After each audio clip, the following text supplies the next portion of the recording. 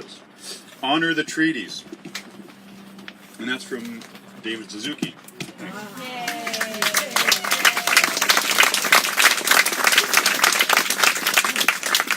That's good. Oh, okay. I thought it was cider. Here's a short piece by a friend of mine. Here's a short piece by a friend of mine. Is that better? Okay. I'm a fiction writer, and I could not conceive of a piece of fiction that could meaningfully countenance the damage to the planet this pipeline represents. But yesterday I woke to an air quality advisory. Our skies overcast, though no cloud in sight, and on the wind that tang of campfire smoke. And I realize I was right. There is no fiction that can do this justice. Great land-slipping walls of heat, the grass tinder dry, save where the city expends too much water to keep it green. In all my life, I would not have expected that the air quality in British Columbia would, if even for a day, be the worst on the planet. Since childhood, I have battled mild asthma triggered by dogs and exercise, so I am no stranger to breathlessness. And last night on my 20-minute walk home, I had to pause for lack of air. And as I sucked slow, deep breaths, I felt the slight panic that, for decades of practice, I have grown used to overcoming. How my body, greedy for oxygen, wheezes against the squeeze of its own tubes. A slight burn in that divot where breastbone becomes neck. A tiny scraping, as of a jeweler's file. It passed, as these things do. But what remained was a question that is not really a question at all, except for some shred of optimism. Is this the future? D.W. Wilson. I'm sorry. D.W. Wilson. Am I wrong?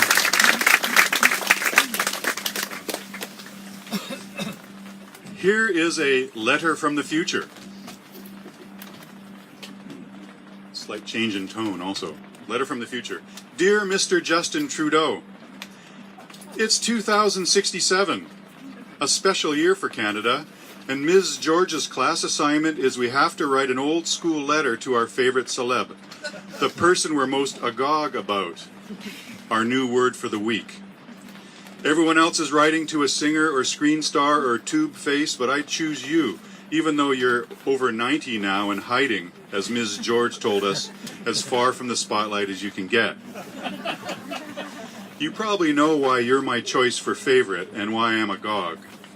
Ms. George found a vid for us on an archive called CBC, and you were the star, getting your special Nobel Prize before the Nobel Prizes were taken down, making yours the last one ever given out. It was all about you being brave, maybe the bravest politician in history, it made you sound like, because of the way that all politicians back then used to lie, even you, but you suddenly didn't. And you didn't even care if you got elected anymore, and you just turned around and shot corporations the finger.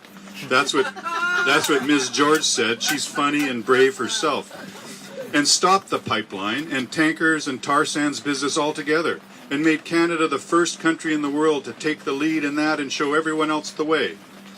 Other things you did were good too, with pride and women and elders and stuff like that in your cabinet, but this was the best. I still haven't seen a red cedar tree. You have to go north for that. And the Fraser River is still too warm for salmon to come back. But we've learned in science that things are steady now and not getting worse. No one in my class ever caught malaria. Those were my 5 facts and examples.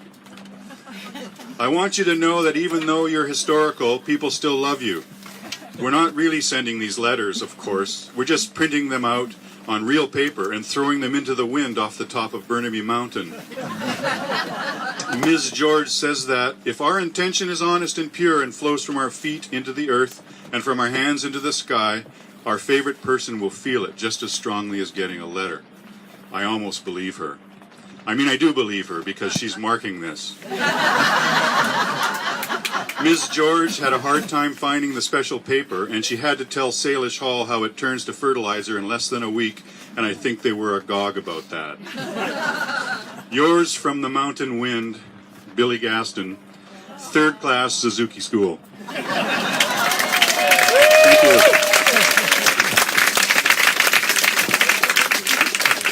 And now, my partner in crime, Dee Dee Crane.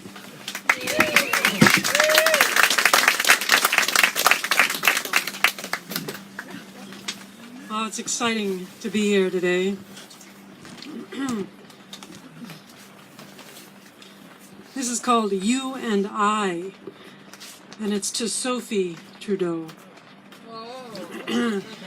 You and I wonder what the rain contains, and no longer encourage our children to stand still and catch snowflakes on the tips of their tongues. You and I wonder what the air contains, flush with the breath of cars and the fires of industry, crossing our fingers. Cancer will magically sidestep our children. You and I wonder what the ocean contains and limit our children's fish intake of heavy metals, pharmaceuticals, radiation, of stomachs filled with plastic. You and I wonder what the earth contains after decades of pesticides, insecticides, leaking pipelines, mines fractured and abandoned, hazardous waste, corpses fleshed with formaldehyde. You and I are not designed to see whales die, birds slicked with oil, our backyards on fire, children battling strange new diseases. Business cannot be as usual. Prosperity is health. Health is prosperity. Prosperity is clean water and air. Clean water and air is prosperity. Prosperity is caring for each other. Caring for each other is prosperity. You and I are the cause and the cure. You and I are mothers. We're in this together. That was mine.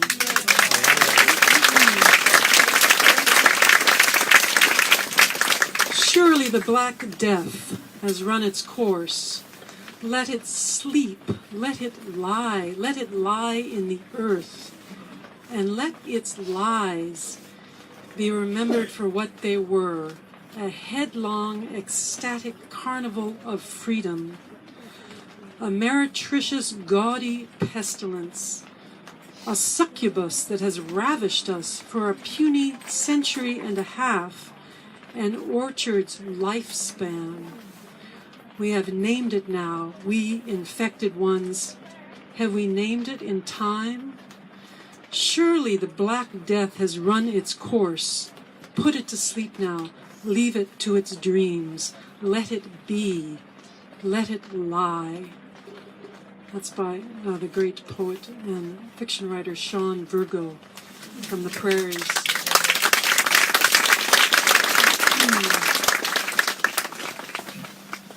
Let's see. Borehole.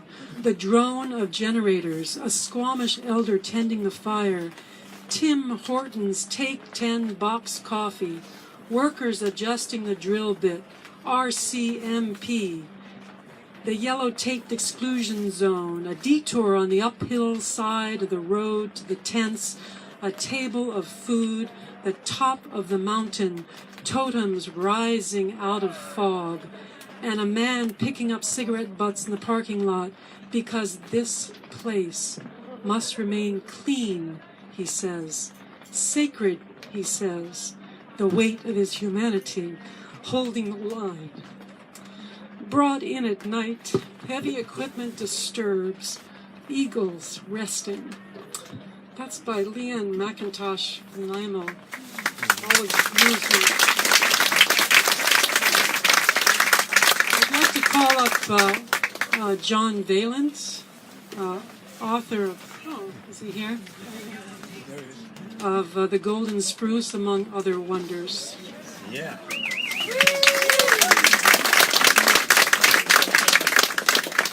Hi, everybody. It's good to be with you all again and again and again. This is my 4th year coming up here. And I don't know whether to be dismayed that it's still going or really, really psyched that we're still here. And today, I choose to be really psyched. And I'm also particularly grateful to the people who've been holding the space for 4 years up here. There has been a presence of one kind or another. No small thing.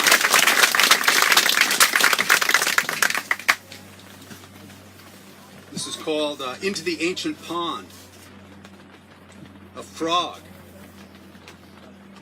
Plop. That was by Japanese poet Basho. Man of few words. This one is a lot longer.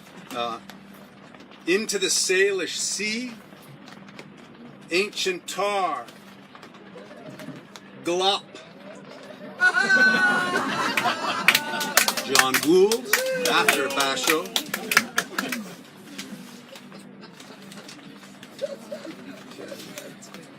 So this is a quote from the other Trudeau, Pierre Elliott. This was from 1970.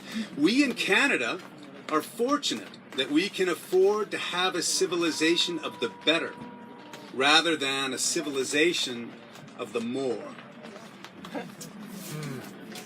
Sounds almost quaint. And yet here we are, still here.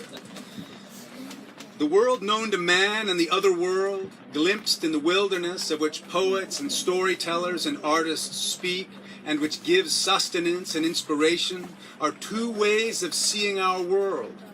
The one from our socio-historical perspective, the other from the timeless perspective of the natural forces of death and regeneration. Unless we are fools, we know that the power of nature is intractable, and human survival depends on reaching an accord with it, not participating in its obliteration, but in limiting destructive human activities and in conscious restoration. A belief in the fundamental identity of the landscape as animate is a place to begin. It helps us understand that harm to the relationship with the living earth results in mutual suffering. When human rule is wrong, indifferent to the relationship, nature withholds its gifts. When the relationship is respected, there is abundance. Over my lifetime in British Columbia, I have seen the disappearance of abundance. I want it back. The exuberance of birdsong, flourishing forests, uncountable bees and deer and fish, the balanced turning of the seasons. Wow, that's Marilyn Bowery.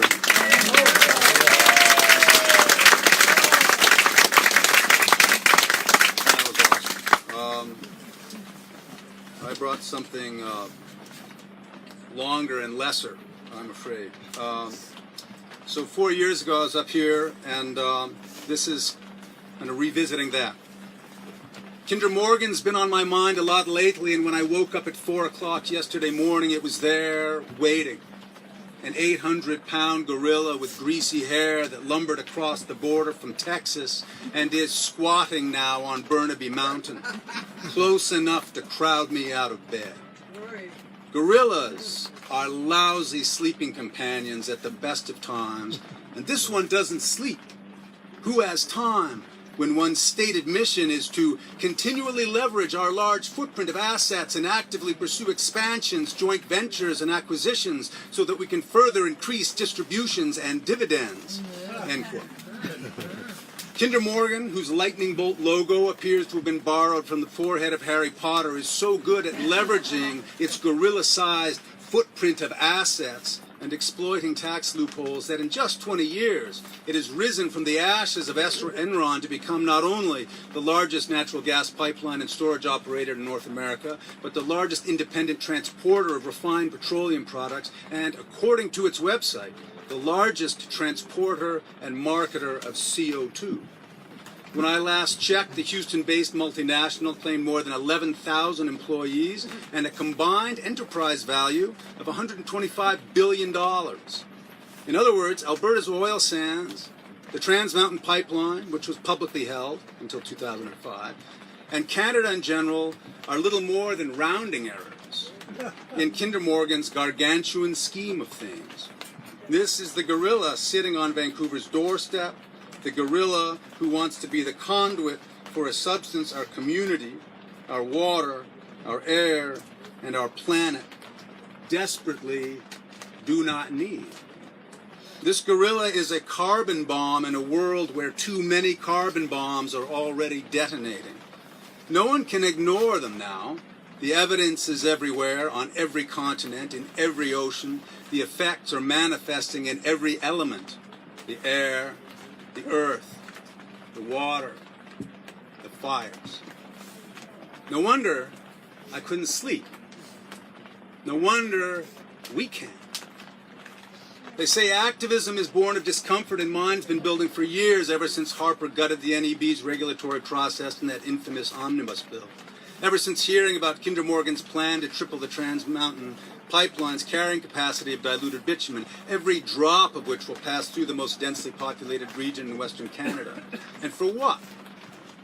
When I last checked, the Trans Mountain system was generating profits of about $170 million a year for Kinder Morgan, only about 1.5 million of which stays in Canada as tax revenue.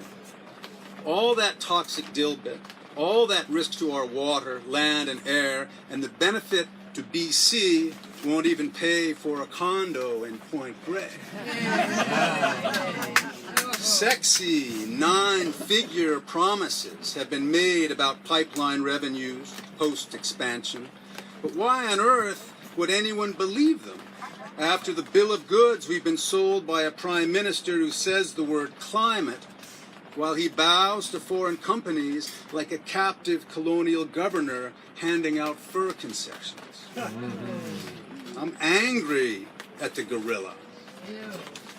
But I'm angrier at the government that invited him into our home and at the government that's now paying him with our money to stay here. On that Friday morning, way back in 2014, as I layered up and donned my rain gear, I really believed that those 26 arrests and the tireless truth-to-power integrity of so many First Nations leaders and of Burnaby's mayor, Derek Corrigan, in the face of NEB's sham and shambles of a consultation, not to mention the brazen temerity of a foreign company taking Canadians to court, I imagined that would motivate a groundswell. I thought there'd be hundreds of frustrated insomniacs, rain or no rain. In the end, on that day in 2014, there were only about 50 of us. Well, a lot has changed in 4 years, hasn't it? There is a groundswell, and now there are thousands of us, not just in BC. Back in May of this year, the people spoke right here on Burnaby Mountain, and since then we haven't shut up. And we're not going to. There's razor wire fencing carving up the water, and there's enough pipes stacked up to renovate the sewer systems of several cities. But between all that and the land and water we love, standing peaceful and steadfast are the original inhabitants of this beautiful place and the more recent arrivals who stand with them. We, the citizens, who stand together on Burnaby Mountain, staring the gorilla in the eye until he blinks.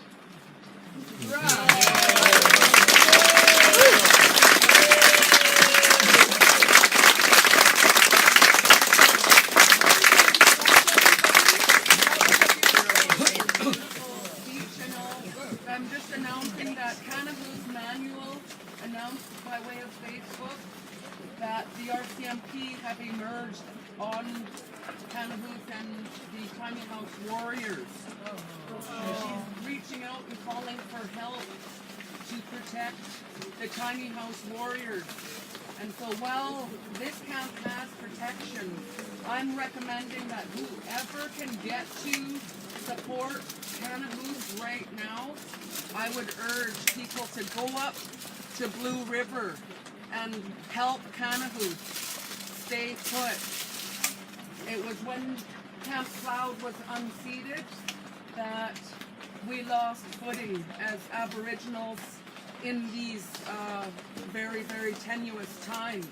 But I'm still asking, please, on behalf of Cannabis Manual, rather than doing poetry readings, if we're serious that those of us that have power and authority and ability to mobilize, to support Tanahoos to stay put, that she needs that help.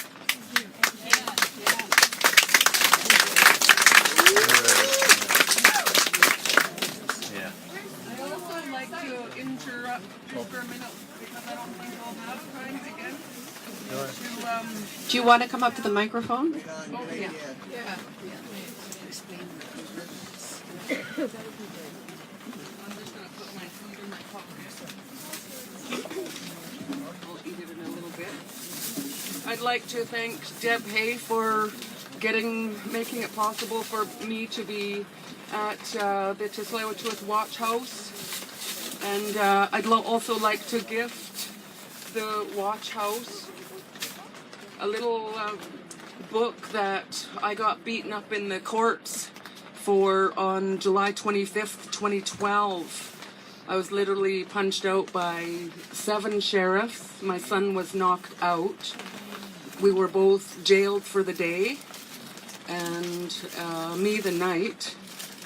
And my son was only 16 years old at the time of this incident. So it's it took several years to come up with 35 infringements of Section 35. And this is my little take on Canada's Constitution Act 1982, April 11th, which makes it 35 years old. So I have 35 infringements of Section 35 of a 35-year-old Constitution Act that has no validity. So while my arguments still stand under the British North America Act and the Royal Proclamation of 1763 and many other authorities, that we need to take time to understand what really is happening. We're British North American subjects of a colony yet, and that not just we, the Indians of North America, must call on Her Majesty to stop the nonsense that's going on, because it's the currency with her face on it that we need to tell her through the BNA Act of 1867, the sections that protect all of us, not just Indians, that the validity, the invalid Constitution Act of 1982 is what I'm referring to in my little book. However, it does not negate my arguments, even though at the time of writing I thought that the Constitution Act was valid. Then I rethought the Meech Lake Accord and the Charlottetown Accord. Those two national interest meetings were defeated. All the ministers, the premiers of each province said no. Elijah Harper said no in the Manitoba legislature in 1987, defeating the Constitution Act as it was being provided and the provisions were discussed at the time. Then again in the Charlottetown Accord in 1989. So therefore, this makes the Constitution Act of, hi Dr. Stephanie, I miss you, and I was just talking about you on the way here. So I'd like to actually just, take a moment to look at this with you, if you'll allow me even just a paragraph. A paragraph. Yeah. It's a long day. Yeah, it's a long day, so I can go to my list of, it's just so the infringements. Pardon? Is it online as well? Yeah, you can get it at Academiu, edu. So you look up Quetzal, Aboriginal and Treaty Rights in Canada on trial in the case of Quetzalcoatl. Quetzalcoatl, yes.